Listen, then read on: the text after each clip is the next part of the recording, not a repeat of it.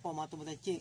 Hello. Bali, alam niyo po ba, lumabas po ako ng Don Quixote kahapon sa Pushiki para lamang maghanap ng nato. Po, nakabili po ako ng nato, mga tumudachi. Nato po yan, nato.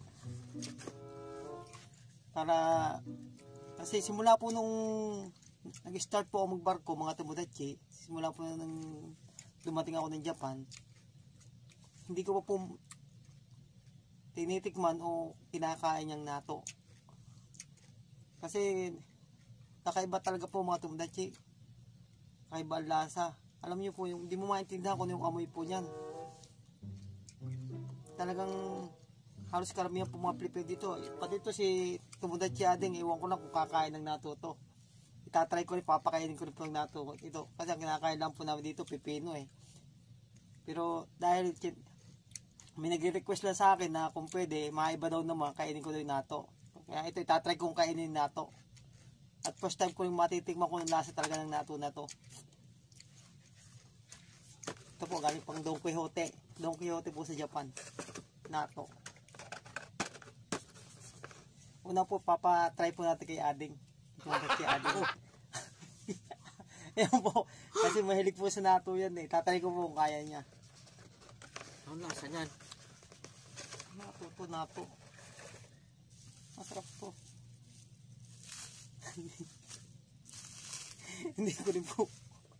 Hindi ko po alam kumakain ko rin po to. Pero dahil siyempre request po ng ating mga tumudachi, kaya tatry po natin. Naku po. Naglalawan. Ganito po, alam niyo po yung nato dito sa Japan, talagang ano po to,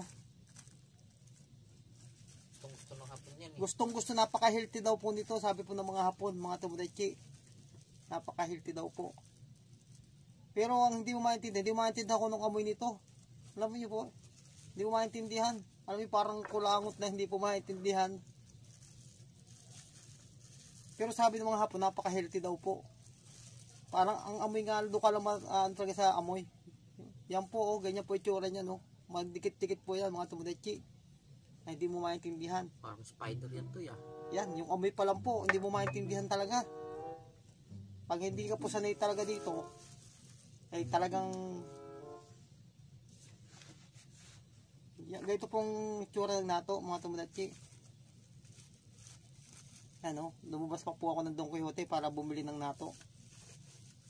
Para lang ipakita sa mga tumudachi natin, nag-request na kain daw ako ng nato. Taga rito din po sa Japan. O yan po, ganito po itsura ng nato, mga tumudachi.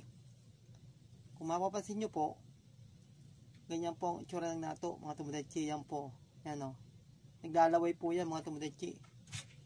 Yan po o. Ganito po ang itsura niyan.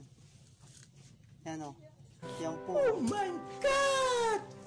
Simula po nagtrabaho po ako dito sa barko, nakarating ako ng Japan, hindi ko pa po natitikman to. Kita nyo naman po, kahit naman po sa itsura pa lang, yung amoy pa lang po nito, hindi mo maintindihan. Parang kulangot na natuyo, hindi mo maintindihan talaga po. Ito yung masarap daw yan. Soyo. Ayan, may yung nori. Ito nori to. Okay, yung nori. Kasi yung nori. Nalagyan po namin ng nori, galing po Korea. Kasi bumili po kami ng nori sa Korea. Ayan po, nori po. Galing Korea po ito ha, mga tumudachi. Kaya halo daw po natin para mas masarap. Sabi tumudachi ading. Sabi na nga po, pag nakakain ka na daw to eh, gagaling ka daw mag-nihonggo. Yan, isa daw pong kasabihan po ng mga Hapon. Kapag kumain ka daw po ng nato, gagaling ka daw po mag-nihonggo. Eh, baka masubukan nga po. Kasi ganito po nakikita namin yung mga Hapon. Hinahalo po nila yung yung nato.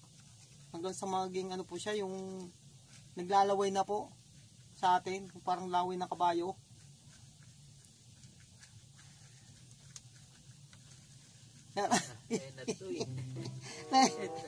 Ay, grabe. Kaya hindi mo maintindihan po.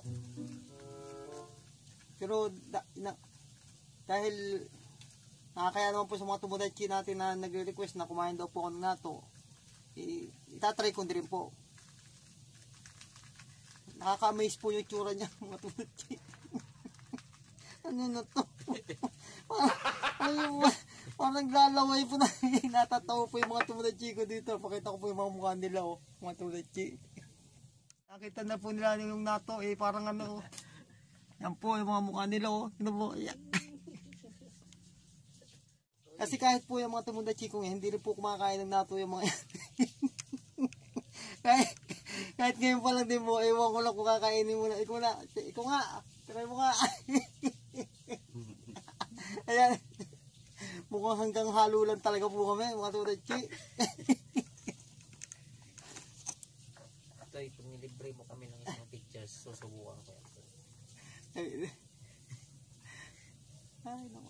Kami pipino lang kinakain namin dito, napahalo pa yung nato.